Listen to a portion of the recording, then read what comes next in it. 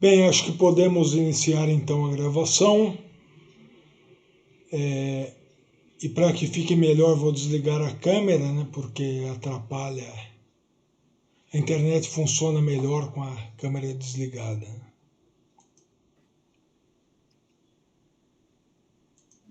Boa noite, está sem Perdão, boa áudio, professor. noite. Desculpe. Eu havia esquecido de ligar o áudio, né? Que havia comentado que vou desligar a câmera porque funciona melhor a internet com a câmera desligada. E vamos dar então início à nossa aula, né, que é a continuação da aula de ontem sobre o direito de propriedade à luz da doutrina social da Igreja, que foi um tema do qual eu tratei na minha tese de doutorado e também no artigo publicado no livro Filosofia, Teologia, Ensino e Discurso, organizado pelos professores e sacerdotes Francisco de Assis Costa e Silva e Márcio de Lima Pacheco.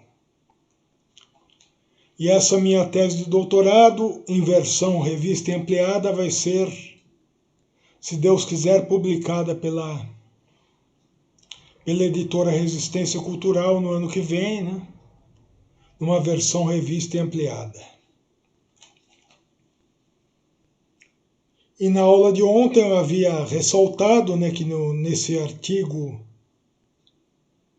eu tratei da propriedade e de sua função social à luz dos ensinamentos da doutrina social da Igreja, concluindo que a propriedade é um direito natural que não pode ser exercido de modo injusto, ou, em outros termos, que o uso da propriedade se subordina ao exercício de sua função social e, em virtude disto, ao direito de propriedade corresponderão deveres que o Estado, como guardião do bem comum, regulará e determinará, visando sempre a justiça social. E, a partir disso, expus toda a doutrina tomista da propriedade, em que se baseia a concepção da propriedade e de sua função social, da doutrina social da Igreja, que, como dissemos, foi sistematizada a partir da encíclica Rerum Novarum, no final do século XIX, mas como já colocava o Papa São João Paulo II, é muito mais antiga do que isso, remontando às origens da própria Igreja. Que a Igreja sempre se preocupou com as questões sociais e sempre se pronunciou a respeito delas, mas de fato sistematizou toda essa doutrina só a partir do final do século XIX.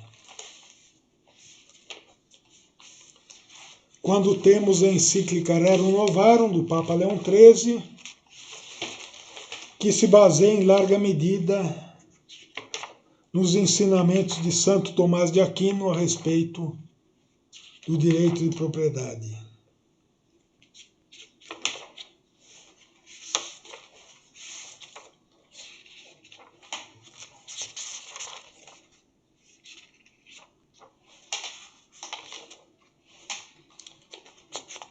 E tivemos em 1891, como foi dito, né, a encíclica Rerum Novarum, que marca que marca o surgimento de uma doutrina social da Igreja sistematizada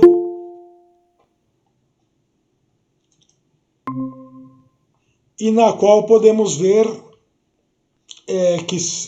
que o Papa Leão XIII, baseado nos ensinamentos de Santo Tomás de Aquino, defende claramente o direito de propriedade, afirma que ele é um direito natural e afirma ao mesmo tempo que ele se subordina aos ditames do bem comum, que o exercício do direito de propriedade está subordinado ao bem comum, e assim a Rerum Novarum vai tanto contra o liberalismo que colocava o direito de propriedade como um direito absoluto, sem nenhuma restrição, como contra ao socialismo, que era contrário ao direito de propriedade. E inclusive ontem destacamos que Karl Marx era contrário ao direito de propriedade e nunca defendeu a função social da propriedade, que é uma ideia da doutrina social da Igreja e não do marxismo. Aliás, existem duas concepções da função social da propriedade. Uma que é autêntica, que é a da doutrina social da Igreja, que entende que a propriedade é um direito natural e que seu uso implica em uma função social. E a outra é do positivismo, que vem desde Auguste Comte, lá na França, no século XIX, e que foi desenvolvida com mais profundidade por Léon Digui, também francês, já no século XX, e que entende que a propriedade é uma função social. Essa visão positivista está totalmente equivocada, né? Porque a propriedade não é uma função social. Ela é um direito que implica em uma função social e não é em si uma função social. Como diz o positivismo, e depois alguns fascistas seguiram essa posição positivista, alguns socialistas também, né? Mussolini tentava uma conciliação entre a concepção tomista e a concepção positivista, sem sucesso, inclusive, né? E a concepção que defendemos aqui e que a doutrina social da Igreja defende é a concepção que parte dos ensinamentos de Santo Tomás de Aquino e que afirma que a propriedade é um direito natural e que seu exercício implica em uma função social. E aí ontem comentamos também sobre o distributismo, que parte da encíclica Rerum Novarum, encíclica em que o Papa Leão XIII prega a ampla difusão do direito de propriedade, né? E o distributismo parte disso e afirma a necessidade de ampla difusão da propriedade, que é, aliás, um princípio não só do distributismo, mas de toda a doutrina social da Igreja.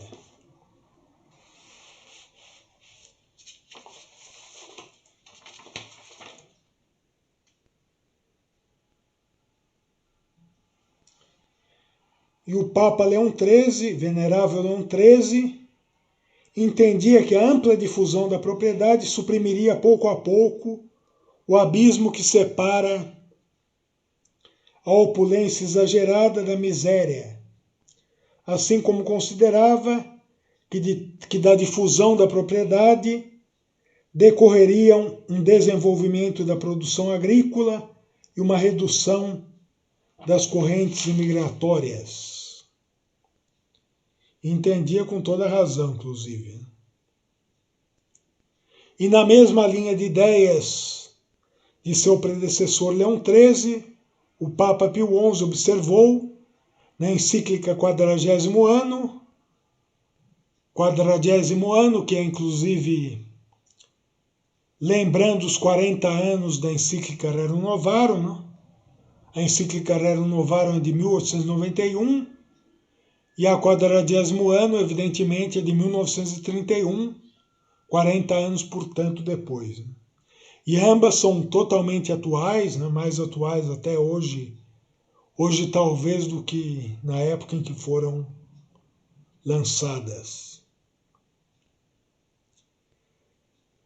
E na encíclica Quadragésimo Ano, o Papa Pio XI, na mesma linha do Papa Leão XIII, observou que a difusão do direito de propriedade é uma exigência que adaptará a distribuição dos recursos do mundo às normas do bem comum e da justiça social. Justiça social, que na verdade, como ressaltamos diversas vezes, é um princípio da doutrina social da Igreja, defendido desde o século XIX, e que novamente não é uma invenção do marxismo. Embora alguns socialistas recentemente tenham tentado se apropriar dessa expressão que não é deles, né? Como da própria expressão função social, que deturparam, inclusive, totalmente.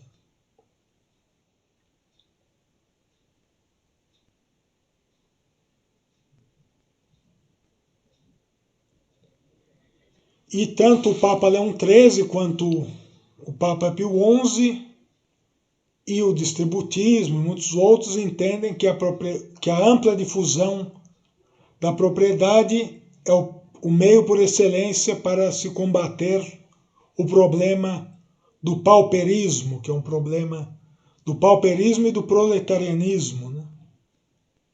Que são problemas contemporâneos.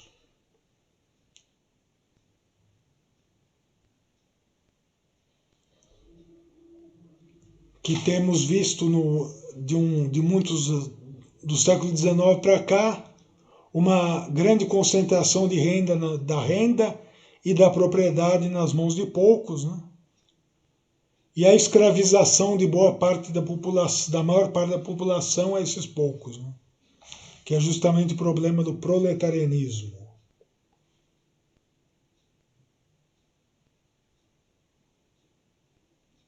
E o Papa Pio XI ressalta que a desproletarização da sociedade é necessária e que esta somente se dará pela promoção do chamado proletariado, não apenas nos planos moral, cultural e jurídico-social, como também no plano material. Aí no plano material, sobretudo, pela ampla difusão da propriedade e do capital também, em última análise, né? O capital, do crédito, mas sobretudo da propriedade. E aí é importante destacar que a doutrina social da Igreja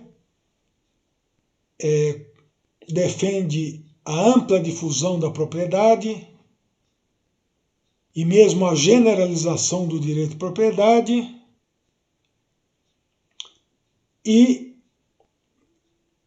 privilegia a pequena propriedade, mas não considera ilegítima a grande propriedade que exerce a sua função social, que contribui para o bem comum, que é realmente totalmente legítima.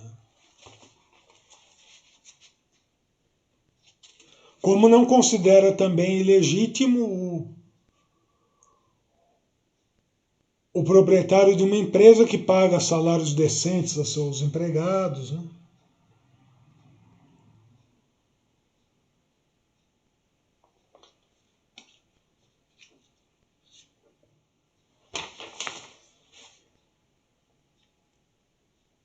Em 1920 foi criada em Malines, na Bélgica, né? Malines em francês, Malines, né? Foi criada na Bélgica pelo cardeal Désiré Joseph Mercier, primaz da Bélgica, né? A União Internacional de Estudos Sociais, Union Internationale d'Études Sociales, que publicou em 1927 o seu célebre Código Social, que foi, aliás, um dos códigos publicados pela União de Estudos Sociais, que publicou vários códigos importantes, né, como o de moral, o de direito internacional, etc. E esse código social, o código familiar também, que é muito importante, muito bom, né? E esse código social é até hoje a melhor síntese da doutrina social da Igreja, uma síntese perfeita da doutrina social da Igreja, e ele foi inclusive traduzido para o português por Gustavo Barroso, né? Não é a única tradução, mas é a melhor que eu conheço, né? E que consta da obra Integralismo e Catolicismo, e nessa obra, inclusive, há também a famosa Carta Brasileira do Trabalho, escrita por Gustavo Barroso, e que foi elogiada pelo cardeal Eugênio Pacelli, futuro Papa Pio XI. Inclusive na resposta ao pedido de condenação do integralismo, que foi endereçado ao Vaticano por Plínio Correia de Oliveira e o cardeal Dom Gastão e o bispo Dom Gastão Liberal Pinto, cardeal não, bispo, perdão, bispo Dom Gastão Liberal Pinto, que pediram a condenação do integralismo, e o cardeal Eugênio Pacelli, que era o responsável por dar a resposta, né, respondeu negando a condenação do integralismo e ainda o elogiando muito, né, elogiando bastante o movimento. E nessa resposta tem o elogio dessa Carta Brasileira do Trabalho de Gustavo Barroso, que, como ressalta então o cardeal Eugênio Pacelli, segue de perto os ensinamentos da doutrina social da Igreja.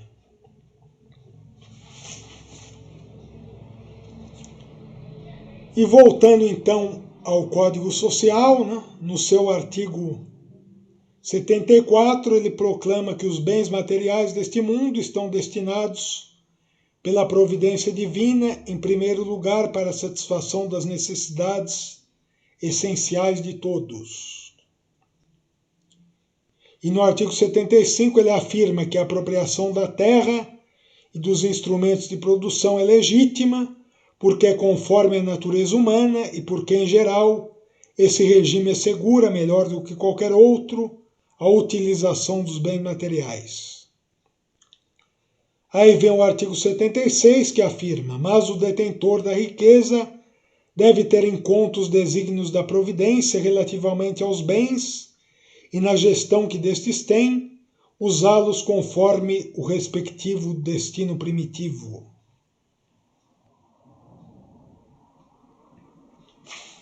E, portanto, o homem tem direito de se apropriar dos bens materiais, mas ao fazer uso de tais bens, ele deve colocar acima dos seus interesses particulares o bem comum. Colocar o bem comum acima do seu interesse particular e deve produzir em benefício de todos.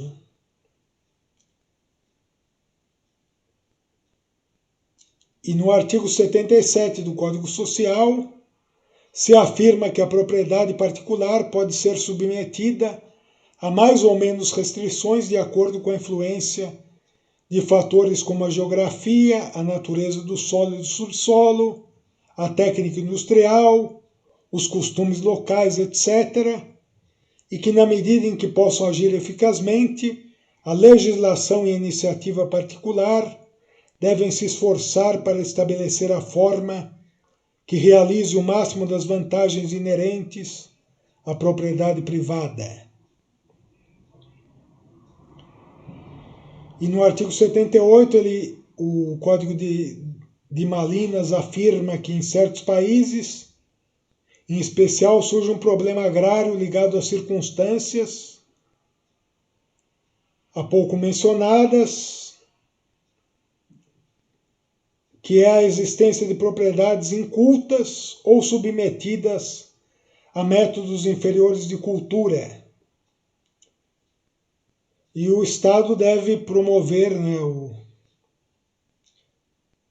uma exploração satisfatória dessas propriedades e a melhor distribuição delas. O Estado tem plena autoridade para fazer isso, né, para legislar sobre isso, e pode, inclusive, desapropriar terras, por exemplo, desde que com uma justa indenização ao proprietário, que não perde o direito, né? Mesmo que ele não use a propriedade, ele não perde o direito,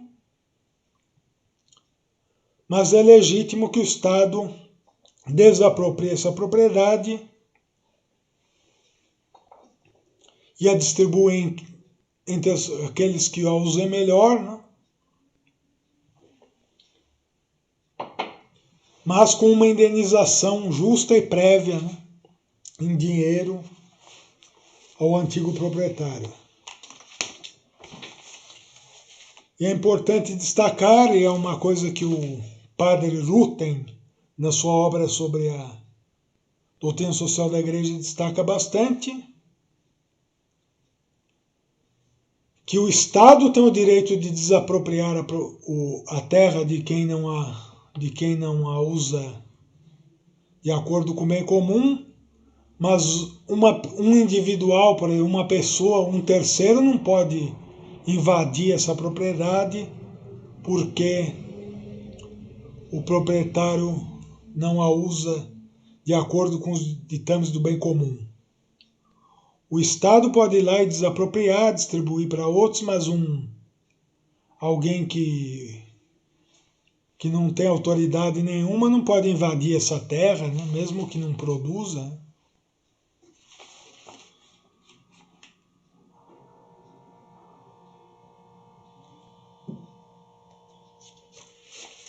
E voltando ao Papa Pio XI e a encíclica 40º ano, uma coisa que é bem destacada nessa encíclica é o fato de que a propriedade possui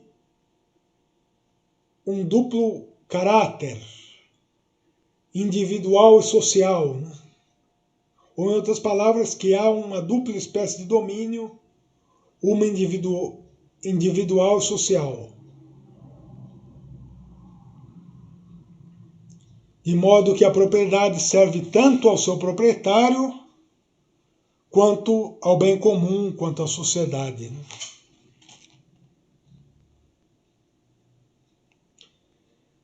E a propriedade, o domínio, né? O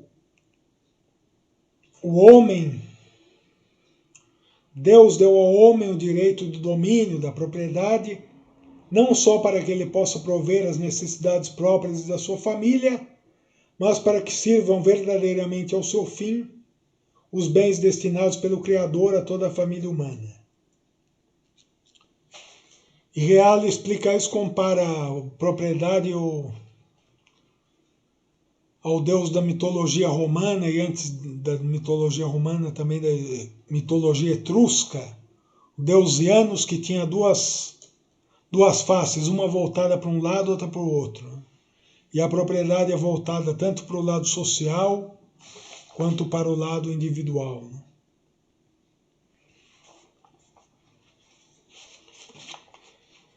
E o Papa Pio XI e muitos outros autores depois dele destacam, né? E aliás antes dele também, né?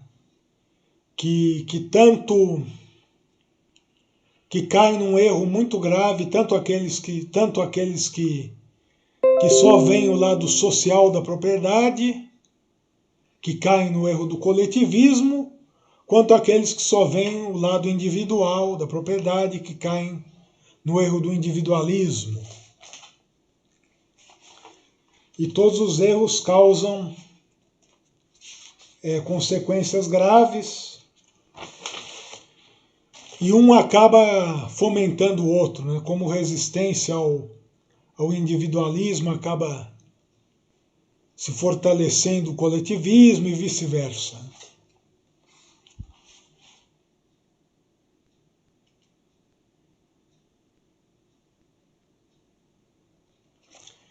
E entre as medidas, e o Estado deve, à luz da doutrina social da Igreja, o Estado deve exercer medidas para assegurar o cumprimento da função social da propriedade, que, aliás, é importante destacar que a ideia de função social da propriedade já está em Santo Tomás de Aquino e já está na encíclica Rerum Novarum do Papa Leão XIII, mas é afirmada com essas palavras pela primeira vez na encíclica 40º ano do Papa Pio XI,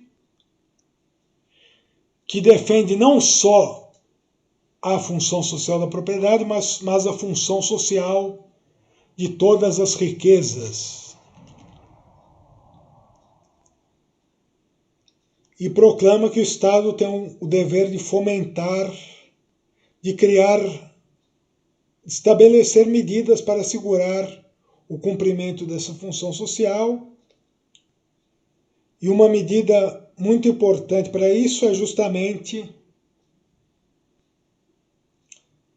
aliás, algumas medidas importantes para isso são justamente aquelas que dizem respeito à difusão do direito de propriedade entre todos os estratos sociais. E aí, repetindo, que a ampla difusão da propriedade não é só um princípio do distributismo e do solidarismo, que é uma doutrina irmã do distributismo, que foi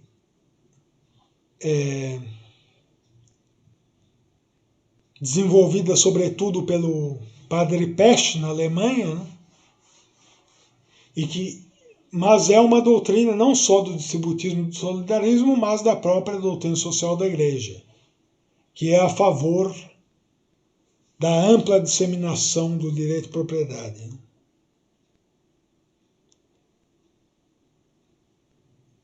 E quanto mais... E já vários autores comentaram que quanto mais for difundida a propriedade, mais se resolvem os problemas da propriedade. O Rafael Gambra, por exemplo, o grande autor católico tradicionalista espanhol, né, afirma que os problemas da propriedade, com mais propriedade, se resolvem. Que é um princípio do qual partiam também os distributistas.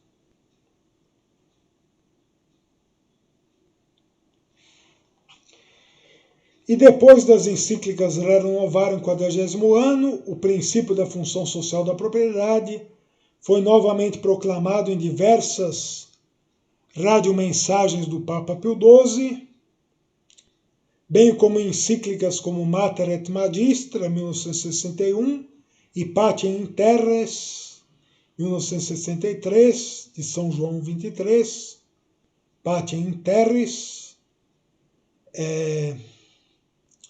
Populorum Progressio, de 1967, do Papa São Paulo VI, e Laborem Exercens, Solicitudo Rei Socialis e Centésimos Anos, de São João Paulo II, Centésimos Anos, que foi justamente uma encíclica lançada no centenário da encíclica Rerum Novarum. Esses são apenas alguns dos documentos pontifícios que consagraram o direito de propriedade. O direito de propriedade e a sua função social,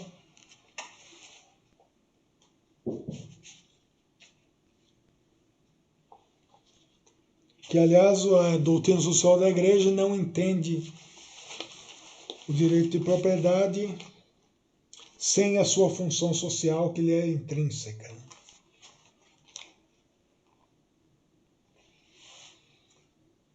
Um desses documentos bem importantes é a Radiomensagem na Solenidade de Pentecostes de 41, do Papa Pio XI, em que ele ressalta que o direito de propriedade é um direito fundamental da pessoa humana, fala do direito fundamental de usar os bens materiais da terra.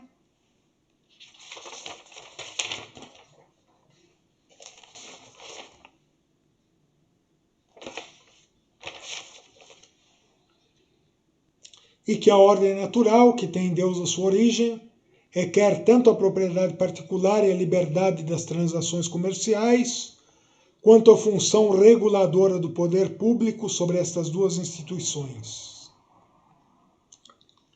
E tudo isso, segundo ele, fica subordinado ao fim natural dos bens materiais e não pode prescindir do primeiro e fundamental direito que a todos concedeu o seu uso, mas deve antes servir a tornar possível a sua adequação em conformidade com seu fim.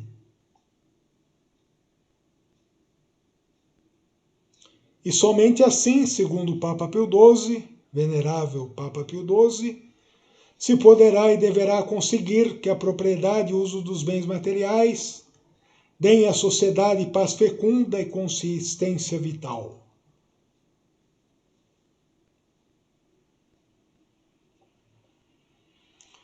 E segundo Pio XII, é importante destacar que o direito natural ao uso dos bens materiais está intimamente conexo com a dignidade e com os demais direitos naturais da pessoa humana. E que ele dá uma base material segura de suma importância para se levar ao cumprimento dos seus deveres morais, dos deveres morais da pessoa humana.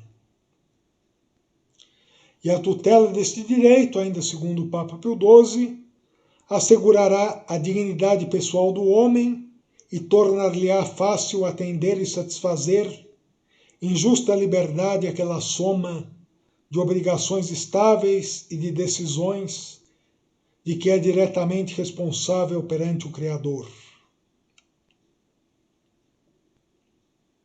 E é importante destacar que a doutrina social da Igreja afirma claramente tanto a dignidade fundamental do homem, quanto o fato de que o homem possui direitos naturais.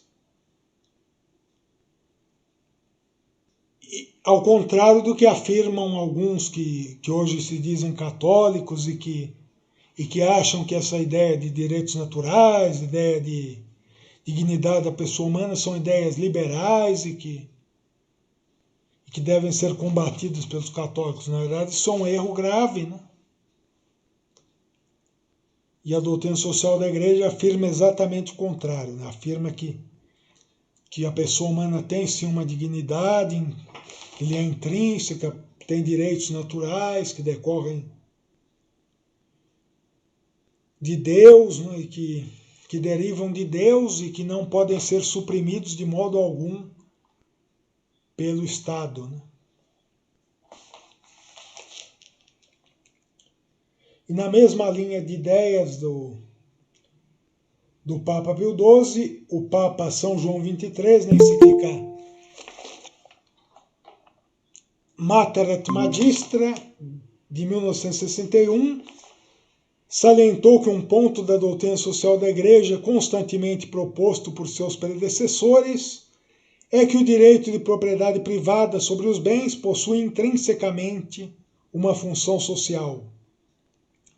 E no mesmo diapasão, escreveu ele, na encíclica Patiam in Terris, de 1963, que ao direito de propriedade está inerente uma função social. Portanto, à luz da doutrina social da Igreja, existe sim uma função social da propriedade, e ao direito de propriedade corresponde uma função social. E na mesma linha do que disseram os seus predecessores, o Papa São João Paulo II, na encíclica Solicitudo Rei Socialis, de 1987, assim observou, abre aspas, é necessário recordar mais uma vez o princípio típico da doutrina social cristã. Os bens deste mundo são originariamente destinados a todos. O direito à propriedade privada é válido e necessário, mas não anula o valor de tal princípio. Sobre a propriedade de fato grava uma hipoteca social, quer dizer, Nela é reconhecida como qualidade intrínseca uma função social fundada e justificada precisamente pelo princípio da destinação universal dos bens, fecha aspas. Então é importante destacar que o próprio Papa São João Paulo II coloca que essa hipoteca social de que ele fala é a função social da propriedade e usa os dois termos como sinônimos. E é equivocada a afirmação de que função social da propriedade seria algo comunista, marxista, e a doutrina social da Igreja aceitaria a ideia de uma hipoteca social que não teria a ver com a função social. Na verdade, as duas são sinônimas e nunca foi uma ideia marxista a ideia da função social da propriedade, lembrando que o marxismo sempre defendeu o fim de toda a propriedade privada, né? Isso é bem claro. O Manifesto Comunista de Karl Marx e Friedrich Engels é bem claro na afirmação de que a propriedade deve ser destruída, a propriedade privada deve ser destruída. Então, a aceitação da propriedade,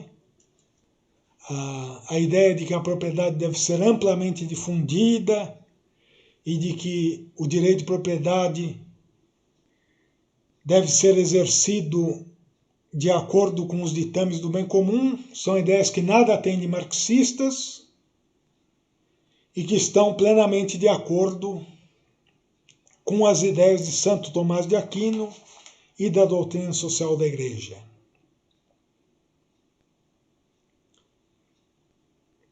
E recentemente, na encíclica Fratelli Tutti, dada na cidade de Assis, na Itália, junto ao túmulo de São Francisco, aos 3 de outubro do ano de 2020, o Papa Francisco observou que nós, os cristãos, como comunidade, temos o dever de garantir que cada pessoa viva com dignidade e disponha de adequadas oportunidades para o seu desenvolvimento integral.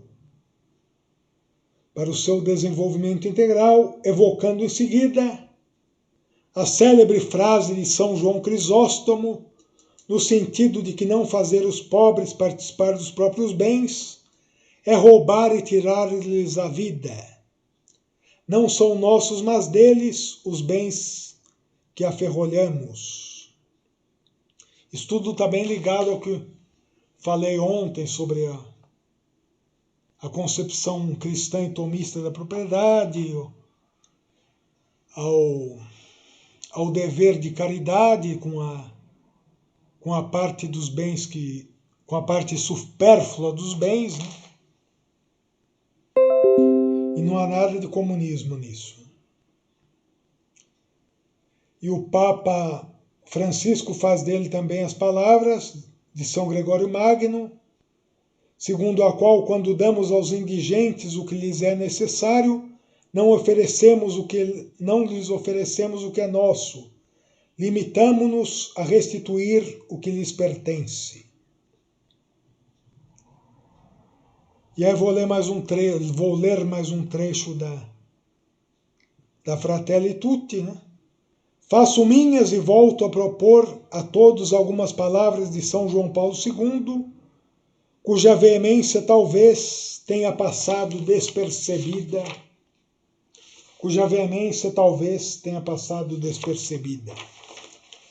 Deus deu a terra a todo o gênero humano para que ela sustente todos os seus membros, sem excluir nem privilegiar ninguém. Fecha aspas. Nesta linha, lembro que a tradição cristã nunca reconheceu como absoluto ou intocável o direito à propriedade privada e salientou a função social de qualquer forma de propriedade privada. O princípio do uso comum dos bens criados para todos é o primeiro princípio de toda a ordem ético-social. É um direito natural, primordial e prioritário.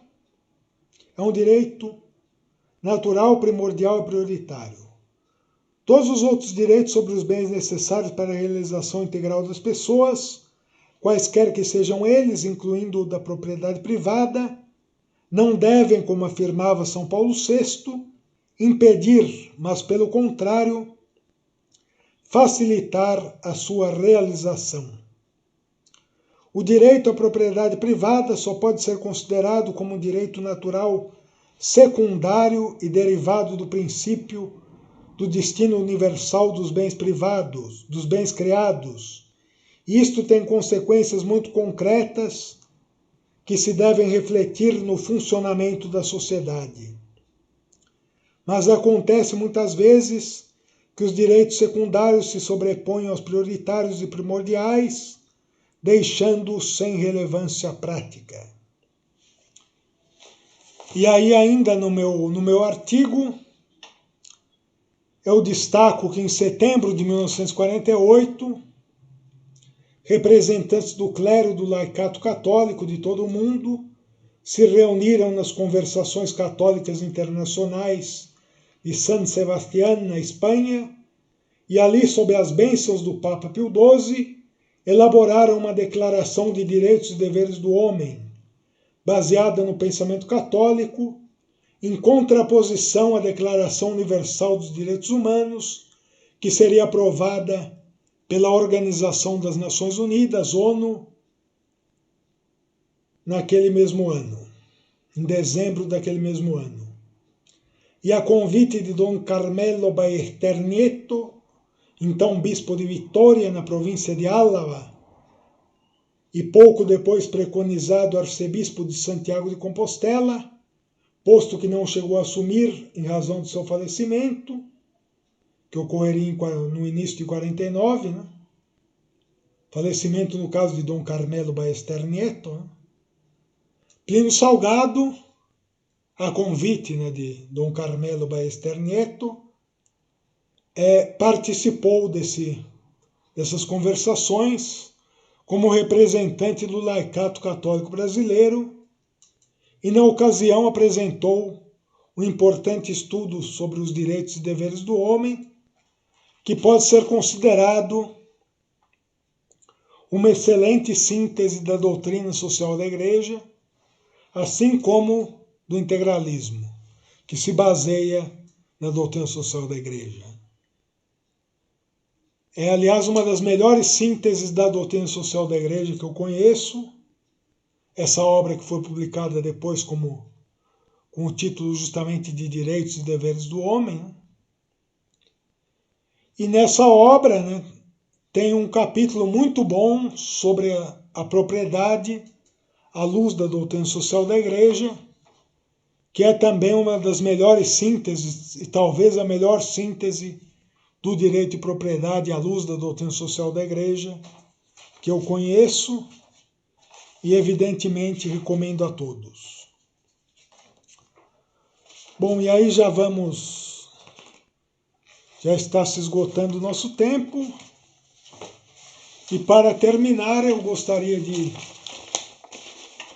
ler a conclusão do meu artigo, que é, na verdade, um resumo de tudo o que foi dito. Um resumo de tudo o que foi dito hoje. Conclusões. Concluímos que, de acordo com a doutrina social da Igreja, 1.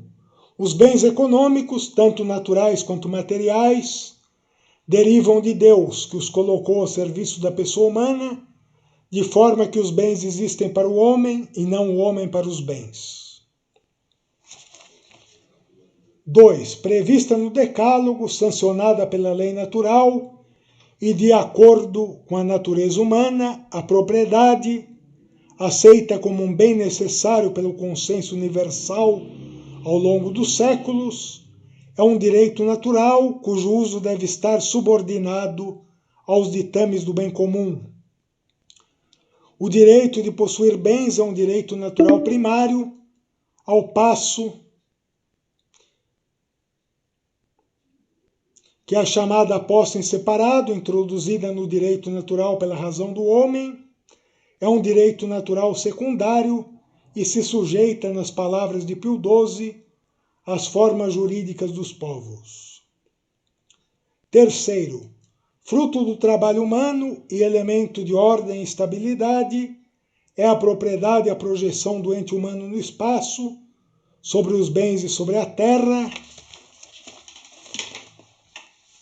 e também a projeção do homem no tempo, pela transmissão das heranças, e possui um caráter a um só tempo social e individual. Este duplo caráter individual e social da propriedade, sublinhado, dentre outros, por Leão XIII, na encíclica Rerum Novarum, e por Pio XI, na encíclica Quadragésimo Ano, 1931, não enfraquece, mas, ao contrário, fortalece, robustece o direito de propriedade.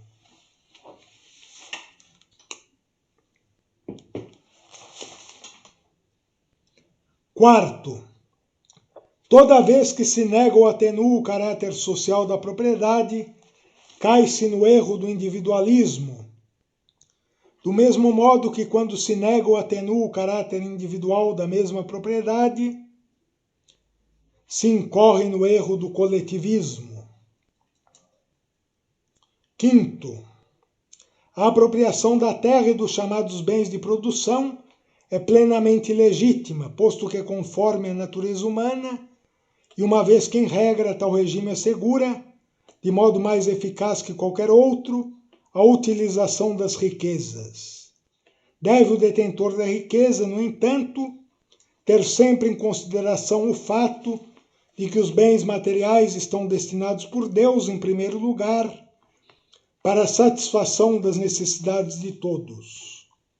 Destarte, o direito de propriedade não pode e não deve ser exercido de modo injusto, em detrimento de outros ou da comunidade, ou, em outras palavras, o uso da propriedade se subordina ao exercício de sua função social.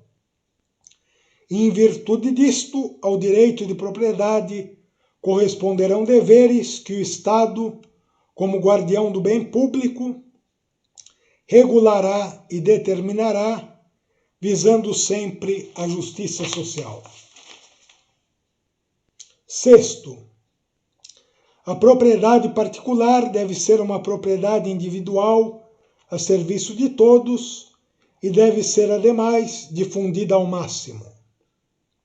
Sétimo, usada retamente, cumprindo a sua função social, a propriedade é a sólida base da dignidade, da independência e das liberdades concretas das pessoas e das famílias, devendo ser sempre protegida pelo Estado, que ao mesmo tempo detém o direito de desapropriar, mediante prévia e justa indenização em dinheiro, a propriedade cujo detentor não cumprir os seus deveres em face da comunhão social.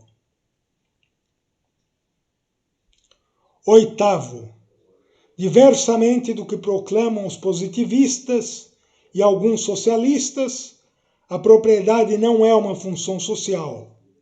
Em verdade, ela tem uma função social, assim como tem uma função individual e uma função familiar. Nono, compete ao Estado demarcar os limites da propriedade. Não pode ele, contudo, desempenhar-se arbitrariamente de tal função. Não pode o poder público, em hipótese alguma, abolir tal direito, mas deve moderar-lhe o uso e harmonizá-lo com o bem comum. Décimo, a pequena e a média propriedade agrícola, profissional, artesanal, comercial e industrial, devem ser garantidas e favorecidas pelo Estado, que deve, ademais, fomentar a formação de cooperativas que lhes assegurem todas as vantagens das grandes empresas. Bom, é isso. Infelizmente, está acabando nosso tempo. Acabo de ver aqui a pergunta do Vitor Correia. Infelizmente, vou ter que respondê-la depois, né? esses exemplos da função social da propriedade, porque agora já está realmente... Faltam 3 minutos aqui. Então agradeço a todos e muito boa noite e até o nosso próximo encontro, que em breve eu devo começar um curso sobre a doutrina social da igreja em si, e no nosso primeiro encontro falarei de forma geral sobre a doutrina social da igreja, sobre seus princípios básicos, sobre a sua história, etc. Bom, mas é isso então. Muito obrigado e até a próxima.